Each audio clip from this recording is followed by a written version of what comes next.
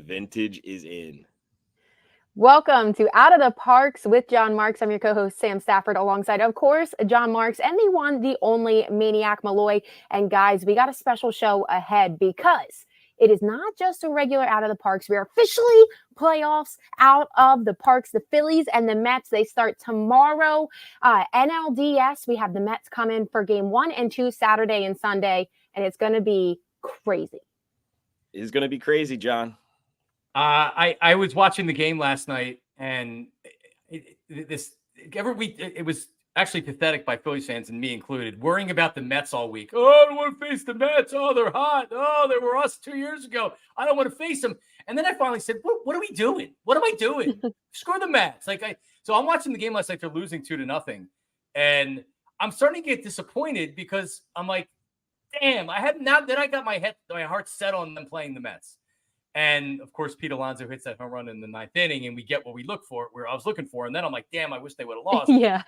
But still, this is awesome. This is awesome. The Phillies are a good team. They need to beat good teams if they're going to win the World Series. So let's effing go, Maniac Malloy. First time ever playing the Mets in the playoffs. John, I'm just like you. I saw the playoff schedule come out, the seedings, and all I could think of is just a magical run that would include beating the Mets, beating Shohei Ohtani and Freddie Freeman and Mookie Betts of the Dodgers, and then getting to the Yankees and beating the Yankees. That would be a most memorable run for this team to complete its World Series championship run. That would be phenomenal. Step 1 is down. Now we got to just go through and take care of business on step 1 and beat the Mets. And I think they will. Yeah, guys, I'm right there with you. I've been nervous all week about this Mets matchup, obviously, but somebody actually replied to something I put out on Twitter and just basically was like, this actually makes me feel better because they're more confident in how the Phillies would play against the Mets because it is your rival. It's like that hometown. Their fans are going to be more out and about. Obviously, we'll talk about that later. So it is like just everything going in it. They're more confident with how the Phillies will play against the Mets over the Brewers, where they probably would be more lackadaisical. And that actually made me feel more confident because, to your guys' points, they're going to come out hot. Whereas, yeah, you might have some teams come out off of this bye, kind of just easing back into it. This Phillies team, it gives them that extra motivation to want to knock the boots off of these people. You know what I'm saying? Yeah, I think it's a great point. The Mets aren't going to sneak up on you. So yeah. the Brewers, I can just tell you how it would have been today if the Brewers would have won. I did Fox 29 this morning. I did Good Day and then went on my PHLY show. We would have been like, yay, Phillies, we're in the divisional round, playing the Brewers. Rhys Hoskins is coming back. The Phillies are going to win this series, no problem. Meanwhile, people's hair's on fire now because the Mets and the Mets fans and everything else. So it really does. This now becomes a big national story between the Mets and the Phillies and the fans and us going up there and them coming down there. I wanted to bring this up. Maybe this will make both of you feel better as well. Remember in 2007, the Phillies hadn't made the playoffs since 1993. So it's a 14-year streak. And they were close. A couple of years with Larry Bowa and then early Charlie Manuel. They were close. They were good teams. They weren't good enough to make the playoffs. The Phillies were down 7 with 17 games to play. They beat the Mets. They won the division. And then that first series against Colorado, they got swept. And it was ugly. It was real because they had won their World Series. That was winning the division, and that was getting to the playoffs. And then from there, they just ran out of gas. The Mets, to me, watching them celebrate last night and watching their loser fans celebrate, because you got to feel good for them. Pat them on the head. It's been so long since they've been relevant and good. But I started to wonder, you know what? This isn't the bad news bears that's waiting for the Mets coming up tomorrow and Saturday. This is Zach Wheeler, who was the best or the second best starting pitcher in the National League all season long. This is a veteran team. This is a dynamic bullpen. So I'm just wondering, I started thinking man, I wonder if the Mets are going to be out of steam. They come in here thinking we're great. And the Phillies have something for them. Phillies are rested. Phillies are ready. This is a battle-tested team. I feel great about this series. I feel great too. They just have to hit.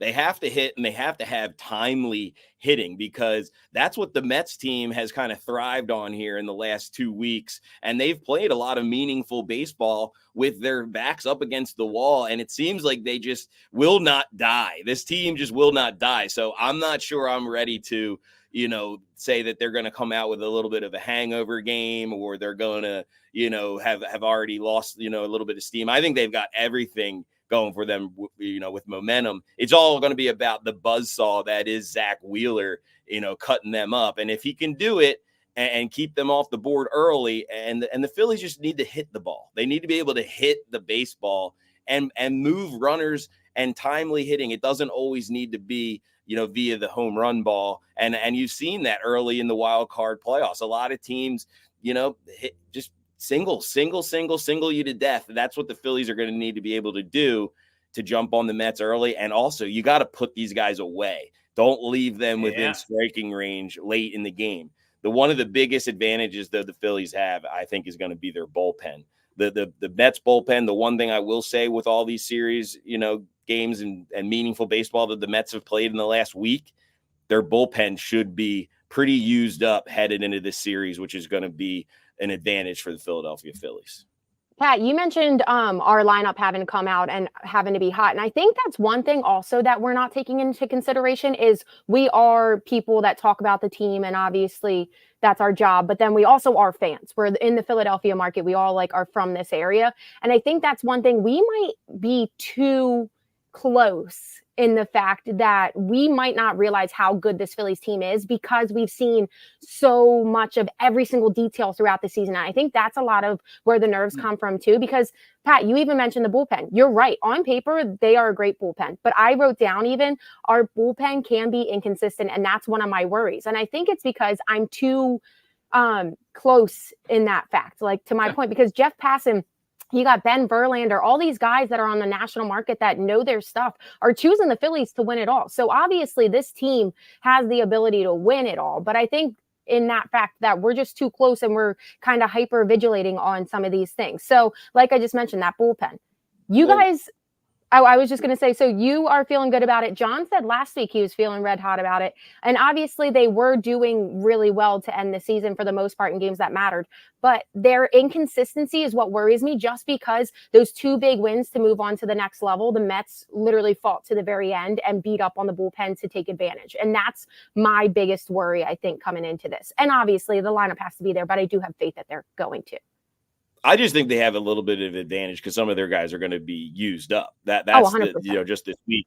But yeah, Estevez is a guy that I'm absolutely worried about.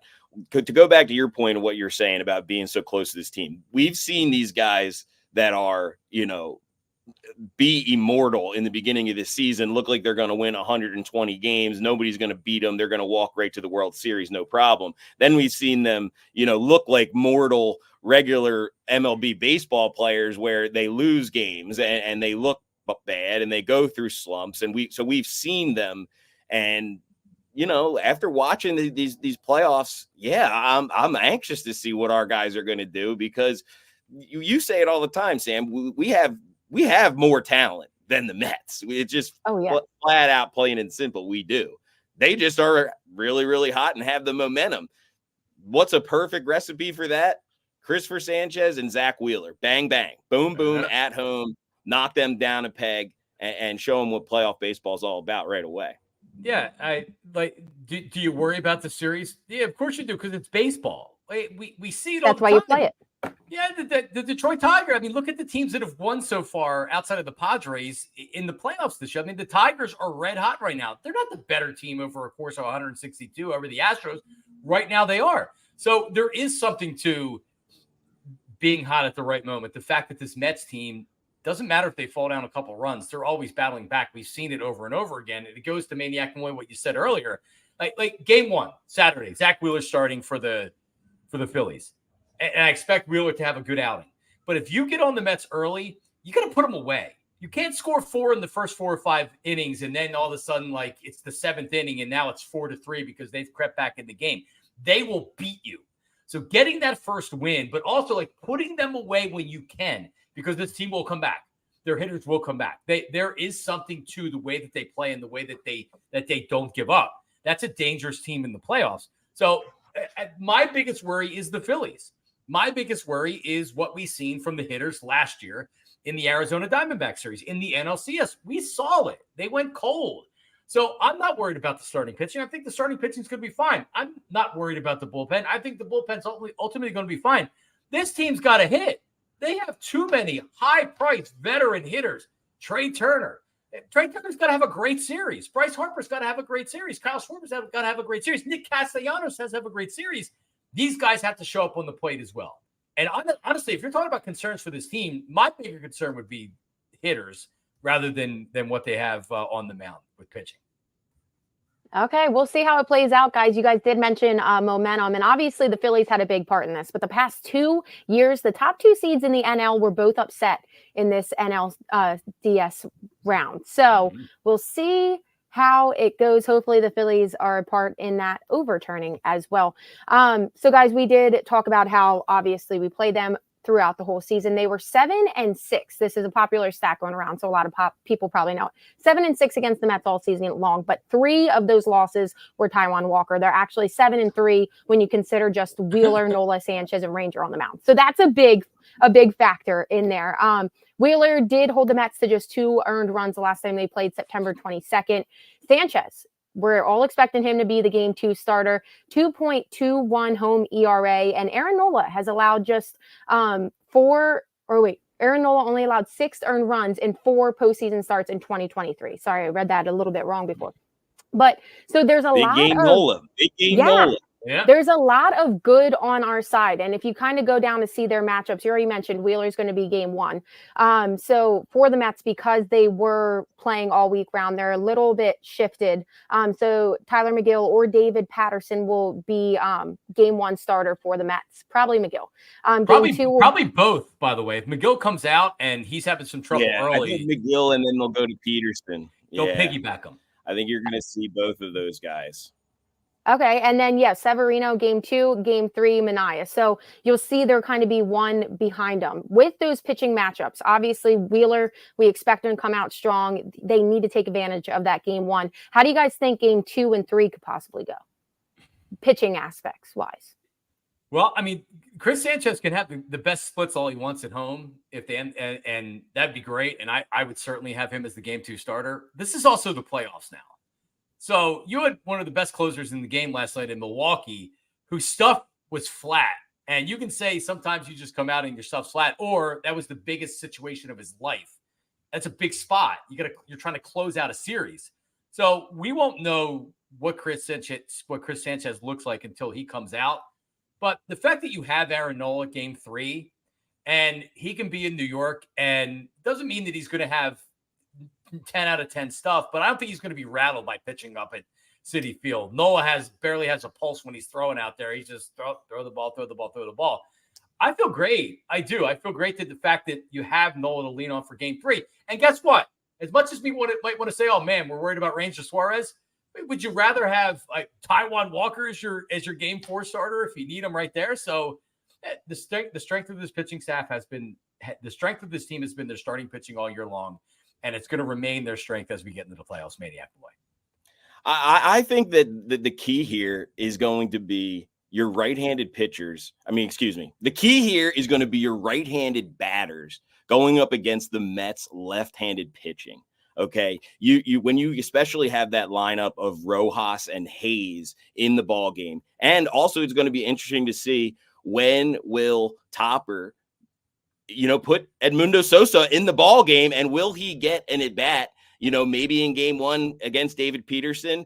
And Sean Manaea, he looked pretty good. He's had some rocky starts here, but you got to be able to hit this lefty, in game 3 and in game 1. And when they go to the bullpen, the right-handed hitters are what I'm going to be hyper focused on in these games versus the Mets, because they got to produce. They have to produce. You can't be going up there automatic outs. And also it's going to be hard for the our left-handed hitters. So these righties, they got to pick up the slack. And I'm looking for Hayes and Rojas to be productive in some way. You have to be productive.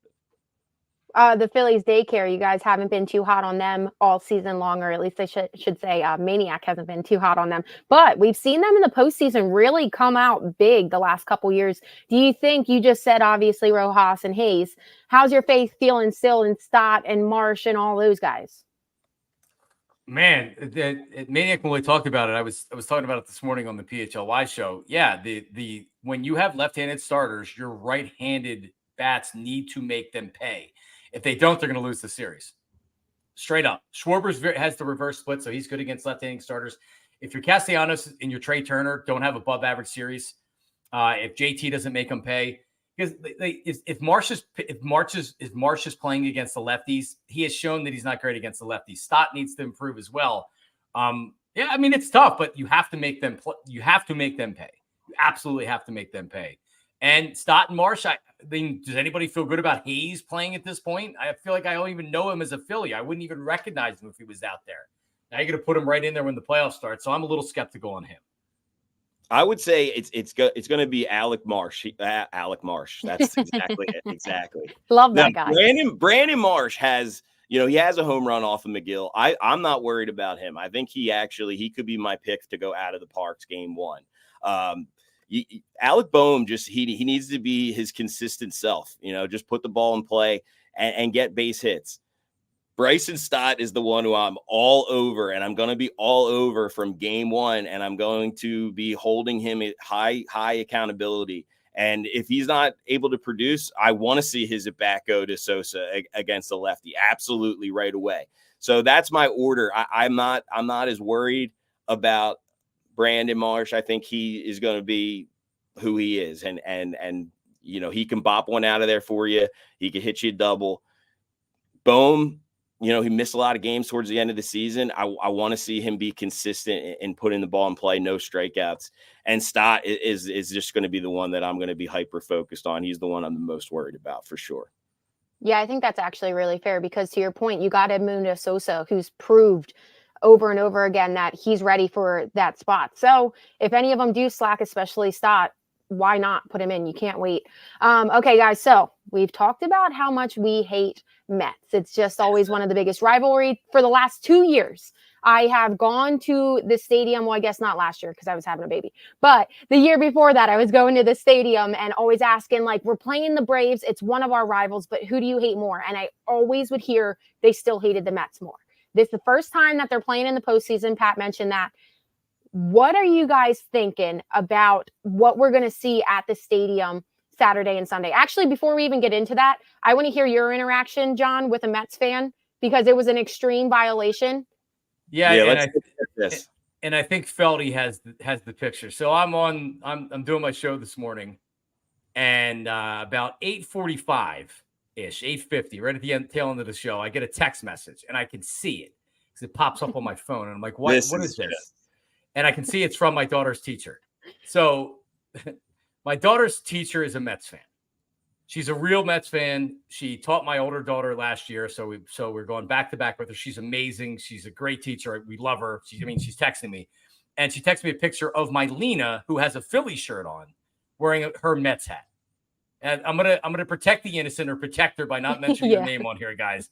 But yeah, so she's wearing a Mets hat. Like, you take it down, Feldy. Like, oh my God, what are you doing to me? What are you doing to me? So it's a good razzing. I will give her that. She's winning 1-0. So now you got to think of how can you get her back? I mean, I think that's the biggest question. If and when the Phillies eliminate the Mets from the playoffs, you gotta send something into school or something. What is something that drives?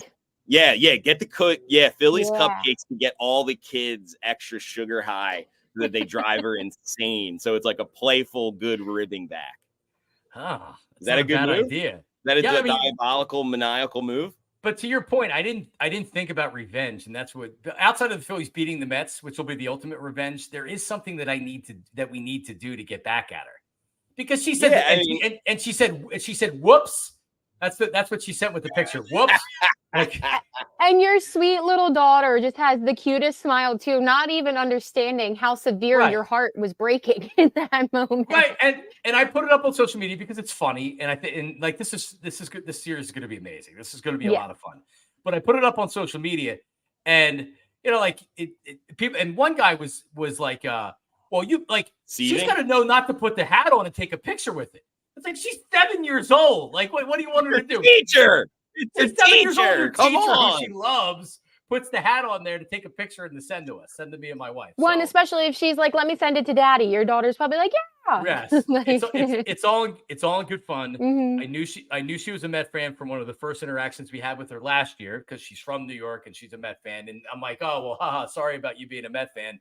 So here we stand a year and a couple months later, and the Mets and the Phillies are playing for the first time ever. They've never been in a divisional round at the same time, much less played each other like this. So this is a historic series for Phillies Mets.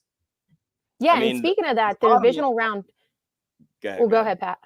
Now, the bottom line is about this teacher is that, this is going to be a lot of fun. Like, this is going to be a very, very fun series. Yes, people will probably take it too far, which is okay.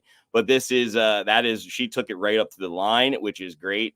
So you got to love it. You got to props to her. Like I said, Mark, she's winning 1-0. Now it's a ball's in your court, Marksy.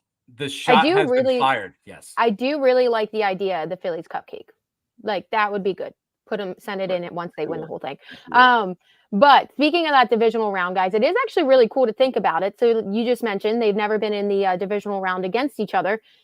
How many miles separate these two teams? But then you also have the Padres and the Dodgers faced up on the other side. So it is really cool how that ended up working out. You got each other really close, and it will be fun because you got to assume some people are going to be making that trip. There was a tweet from Bob Nightingale earlier today about the hottest tickets in baseball. Phillies, not surprising, number one at $417 average per ticket for a Phillies game. Then Padres at $319 average, Mets $293, Royals $256, Tigers $223, Guardians $214, Yankees and Dodgers at the end. Surprisingly, Yankees at $117 and Dodgers at $114. Like, absolutely just crazy that those two markets are so low. Yeah. Wow. Yeah, that is a strange. Same reaction. Well, how the Yankees 117? Maybe because they're always in the playoffs, and Yankees fans are tired of seeing them lose in the first round or the second round of the playoffs, so they're waiting until the World Series. The Yankees win the World Series, those prices will go through the roof. Yeah. But I was surprised with the Dodgers, right? Like, it's Los Angeles. Everything's supposed to be more expensive in LA.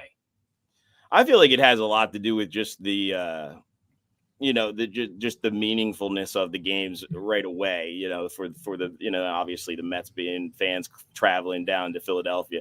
But one thing to point out here, and you were kind of, alluding to the fact of like how just nice it is, the setup, the way it worked out with, San Diego and LA, New York, Philadelphia. It's great setup for the Phillies because we've talked about it. They have the better talent. If you could sweep the Mets, which is what I think they should do, and I feel as though it's very, very possible that they're going to win 2 games at home, and then that's it. You win 3 in a row, and you have the Dodgers and the Padres duking it out for, that series is at least going to go 4 to 5 games, I think, for sure. Right. That's a great outcome for the Philadelphia Phillies. So I think the Phillies also need to, take advantage of this and even get a little bit more rest, beat up on the Mets, take care of them right away, and then wait and see who you got to play. Have these two teams playing extra baseball, using up their bullpens. That would be a great, great, great outcome for the Phillies. Well, that was one of the things I mentioned last week, Pat, too, was like, yes, obviously you want the number 1 seed, so you have home field advantage throughout. But that number 2 seed, with how things were panning out, I was like, this actually might work out perfect if they have that 2 seed with, yes, you have the Mets coming in, who obviously are scary. You can't sleep on them. But the other 2 sides just duking it out. I think it works out best in their situation right now. Absolutely works out the best for the Phillies in this situation. And it's one thing. It's all out in front of them. They just got to execute. And it's one thing, like a couple people were like, is that why they didn't perform well in Washington? Blah, blah, blah. They gave up. But I don't think they would intentionally do that. But it did work out in their favor. And we guys mentioned it. Momentum, everything. It's not always the best team. Yes, it's a series out of however many games each series. But baseball is a funny sport. And once you just make it in the postseason, we've seen it before, anything can happen. Yep. For sure. Wheeler is about to happen. It's all about Wheeler. Well, so guys, speaking about those tickets real quick, a lot of people are at it again. John, I've seen you talking a lot on PHLY about it. Everybody saying do not sell your tickets to Mets fans. What do you guys expect with that situation? Are we going to lose our home field advantage in this first round? What's going to happen? No, I mean, unfortunately, you can't control the secondary market. Is the secondary market. So I've seen the lazy narrative being put out there by some people in the media saying, "Oh, well, are Phillies fans really great fans if there's a ton of Mets fans that are there, right?" So you can have 5,000 Mets fans in a 47,000 capacity park, and if they're winning, they're going to be really loud, and you're going to notice them, right? It doesn't mean that they're 20,000 Met fans. If they're winning, they're going to be annoying and they're going to be loud. There's a lot of inventory. There's going to be a lot of tickets. The Phillies, like a lot of sports teams, if not all of them right now, they do this thing called with dynamic ticket pricing, to where like they don't go on sale. They go out in the secondary markets, and then based on supply and demand is what the price of them is for. Like the Phillies being $417 for an average ticket. Well, that's supply and demand. The Mets fans coming down from New York are driving that price up. So the less obviously supply and demand, the less tickets are available, like the more the tickets are going to be. So like regardless of us trying to not sell to Mets fans or taking them off the secondary market, like I was suggesting, and just selling them to family or friends or putting them on social media, it's going to be impossible to solve it like that. Mets fans are going to come down. Hopefully there's not a lot of them. And people ask me, well, if 20% of Mets fans come down, that there's not going to be 20% of the park with Mets fans.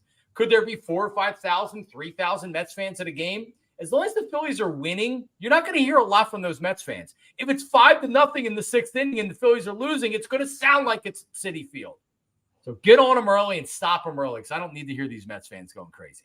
I want to talk about what Sam said about the home field advantage. Okay, so for the last 3 years or so, we've heard nothing about how hard it is to play at CBP, and the Phillies have this incredible home field advantage. And what happened last year in the NLCS? Okay, the home field advantage, it seemed to not really matter all of a sudden, right? Listen, home field advantage, I don't care if there's 10,000, I don't care if there's 20,000 Met fans there. It shows that it doesn't matter if you pack that stadium out with 48,000 Phillies fans screaming and going crazy. That's not going to help you win the game. It isn't. It isn't. They said that. They tried to make it seem like, oh, it's such a hard place to play. Listen, it wasn't that hard of a place to play last year for the Diamondbacks. So I don't care if there's 20,000 Mets fans there. Phillies have the more talent. They have the better starting pitcher. They are going to go out there and they're going to beat the Mets 2 games in a row. No problem about it. Pack it, make it half Mets fans. It doesn't matter. It does not matter. And I'm sick and tired of hearing about the home field advantage for the Phillies, because that went out the window for me last year with the Diamondbacks. Very fair. And to John's point that he just mentioned, if they're winning, you're going to hear the Phillies fans, and it's going to feel like that roaring that we heard 2 years ago on that World Series run. So, okay, guys, let's get into it. Our official game predictions. Who is going to win and in how many games? I'm on the record as 4. I think they win in 4 games. They win the first 2 games. The Mets win game 3, and then the Phillies close them out in game 4. And I feel pretty confident about that. I saw the Mets celebrating last night. I've watched the way that they've won. They've been playing playoff games for a number of weeks now. Last night, and this is a team that this core has not been to the playoffs. They haven't had a run. Last night, to me, for the Mets, felt like that was their World Series. That was their series win. That was making this year, like, it's a successful year. That was an accomplishment, coming back and winning that game and winning that series. The Phillies are built for this series. The Phillies are built to win in October, and they're winning in 4 games. I'll take the Phillies in 4 games. I love it, John. I'm taking the Phillies in 3 games. I think it's beneficial for them to sweep the Mets, get on with it, rest up, and watch the Dodgers and the Padres beat the living crap out of each other, and wait to see who you play in the NLCS. I think we have the advantage with Wheeler. We have the advantage with Sanchi pitching at home. I think you're going to see 2 big performances out of those Phillies starting pitchers, and then it's going to go to Nola. Big game Nola. Citi Field. Sweep them out of their own building, and that's going to set this team on fire to go on a run. and it's going to be great to watch. And that's my prediction. I think you should lay the 1.5 runs on Saturday and Sunday. I think the Phillies win by at least 2 runs, both of those games as well. I mentioned it earlier, Brandon Marsh, I think he will hit a home run. And I also am leaning towards Saturday and Sunday, sprinkle in a little bit on Edmundo Sosa to hit a home run. I think you might get a pinch hit opportunity and explode on one and send Citizens Bank Park into a frenzy. That's my predictions for NLDS. Phillies, sweep the Mets. Sweep them out of here. And I got Trey Turner. I got Trey Turner going out of the Parx with John Marks. Oh, I like that. Okay. Like so I'm going Phillies in 4. I think same thing. They win the first 2 games, lose game 3, win game 4. I'm going Kyle Schwarber leadoff home run Saturday. Game 1 started off with a bang. I love it. I love that. That's what you need. That's what they need. Guys, just in case we want to get some more optimism, I completely forgot. Mark just messaged me. Do we want some stats for more optimism going into this? Let's bring in the stat guy here to kind of make us feel a little bit better here. Oh, we got Mark down in the bottom corner. What's up? What's up, fellas? What's up, share some stats with us. Yeah, I think something that is interesting to consider as we head into this series is, as you know, in playoff baseball, it's always about getting the guy over, getting the ball player in, stealing the extra base. Well, something I think that could be important in this series is stealing the base. We have Trey Turner, Johan Rojas, even Harper. You know Harper. He's always aggressive on the base path. The New York Mets this year, 140 stolen bases against them, which was 5th in the MLB. And the Phillies, 148 stolen bases for them. That was 4th best in baseball. So I think the Phillies have to take advantage on the base pass. If Johan Rojas is playing and gets a single, I want him taking that risk of going to second base. I'm curious what you guys think about that. And the Phillies, we always kind of joked about Trey Turner after his hamstring. Was he really going 100%? Was he pushing it? Now is the time. He's got to use his speed as the quickest man in baseball. I love it. Mark, go figure out another stat. We're going to talk about this one. I got one. I'm ready. This. All right. So come back and start working on that. Francisco Alvarez stinks. He's a great hitting catcher. I've bet him before to hit a home run against the Phillies. He's a great hitting catcher, but he cannot throw guys out. Mark makes a great point. Phillies need to steal a base. Maybe we think about betting on the Phillies to steal a base. Game 1 or 2. Is it going to be Trey Turner, Marks? Ooh, yes. I like it. It better be. I worry about, I mean, and Rojas has great speed. I worry about with him getting on base at the top of the lineups up there. Like sometimes with Schwarber, you'd rather have a runner on first and have somebody on second, and then it kind of takes away that hole for Schwarber. But, I mean, listen, you take advantage. Base running, stealing has become a part of the game again. Yeah, with the new rules, take advantage of it. You have speed. It's one of the strengths that you have on your team. Go do it. It's a great point, Felly. Yeah, I love it. The injury though for Trey Turner is a concern because he seemed to just that was eliminated from his game. But Mark makes a great point that now is the time that he should be feeling good enough to steal a couple bags. Well, one, he just had a whole week off too. So I don't think he was that injured in the fact that he couldn't run. I think a week would help a lot in this situation that he was in. And 2, it's the NLDS, dude. Like, come on, you got nothing to lose. And especially if you're going to take this bet, take it game 1 because they're going to be trying to set the tone with Wheeler on the mound. They're going to have confidence on that end. They're going to have the environment on their side that we keep talking about. And so I think that's a great bet, Mark, for game 1. Now, who's going to steal though? Like, do we need to pinpoint this out? I mean, obvious answer is Trey Turner. Bryce Harper. Bryce is aggressive. Who's your sleeper pick? Stott. Oh, that's a good one. How about Boom? How many Boom to steal a bag? I mean, that's it. Why not? Maybe, probably got good odds. I like Stott. And you're going Bryce Harper? Yeah, Sam? That would be if we're not allowed to choose Trey. I would do Bryce. I'm going all in. Edmundo Sosa steals a bag. We're going to bet Edmundo to steal a bag game 1 and 2. Mark it. All right. Ooh, all right, Mark. For a little pinch hit or something. What else you got for us, Marks? Let's go back to the stat guy. All right. Yeah. The other thing I want to talk about, kind of from the pitching aspect, or before I get to that, my answer would be I think Marsh gets a stolen base. I think when Oh, he's that's going a to be good going one. crazy. Yeah, I think Marsh is a guy that can get the crowd going. I like him to steal a base or two. Pete Alonso obviously had the big home run against the Brewers, 3-run home run Thursday night to advance the Mets to this series. In 13 games against the Phillies this year, he reached base 25 times. So almost twice a game against the Phillies, he was on base. Wow. Now, his strikeouts this year throughout the entire season, 42% of them were on the slider low and away. So I was kind of thinking, and that's kind of his weak spot, a low slider, especially from a righty.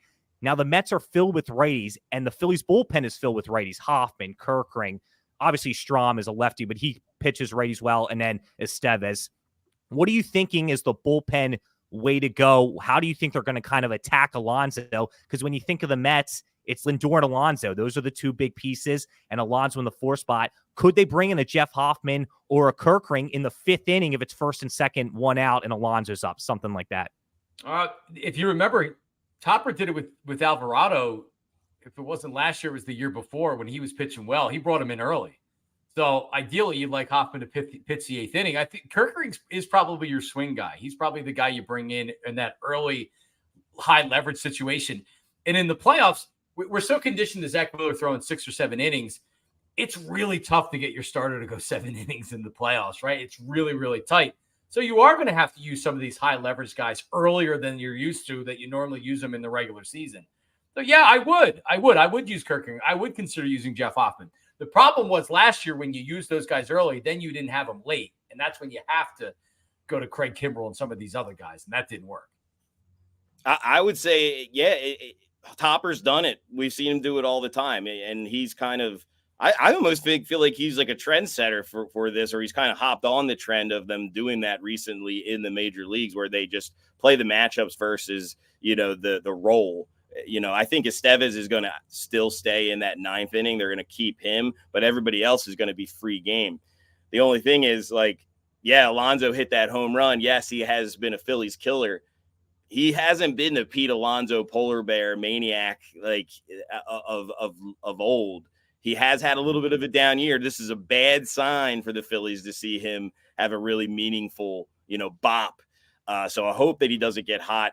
He's not one of the guys though that I'm as worried about. It's going to be, the Iglesiases and making sure we get him out, the Starling Marte and keeping him off the bases. So yeah, they're going to probably go early to whomever and get Lindor out and get Alonso out and work from there. You just got to hope that one of these other guys doesn't beat you. Yeah, to that point, I think you also have to be careful with not putting too many of your solid guys that usually are on the back end too early, because we have seen this past week the Mets team come out and beat you in the 9th inning. So it is going to be something that you have to watch. And obviously, I'm not the biggest fan of analytical play with that stuff. They do seem pretty set, obviously, as Estevez in that closing role. But then even I think Hoffman in the 8th inning is going to be pretty set. And I would like that set in this series just because you never know at the end of the game with this team that's shown that they're going to be hot and fight till the very end. So it is a great point, Mark. It's going to be something to watch. Mark, I want you back in too, because we all gave our official game predictions with who wins and how many games. What's yours? Yeah, I think I'm excited for this series. It obviously wanted Milwaukee in the first place, but now thinking about it, I'm really fired up for this series. I'm going to go Phillies in 4, and I think that they lose game 3. So I think, like Pat was talking about earlier with the home field advantage, can they kind of get it back after losing 3 of their last 4 home games and 2 in a row to Arizona? I think they win both this weekend. They're going to lose game 3 with Nola, and then Ranger Danger pitches well in game 4, and they beat the Mets and move on to the NLCS. Wow. I love it. So sorry. I was just going to say, me, you, and John are all on the same page. Win in 4, lose game 3. So we'll see how that goes. Negative on Nola, John. Negative on Nola. Yeah. It was the theme of the year. True, but I think that this is a 3-2 or a 4-3 type game where the Phillies bats don't come out and don't look right. I think the Mets are too good of a team and have too much fight to get swept. But you win the first 2 games at home, I feel pretty good about this series.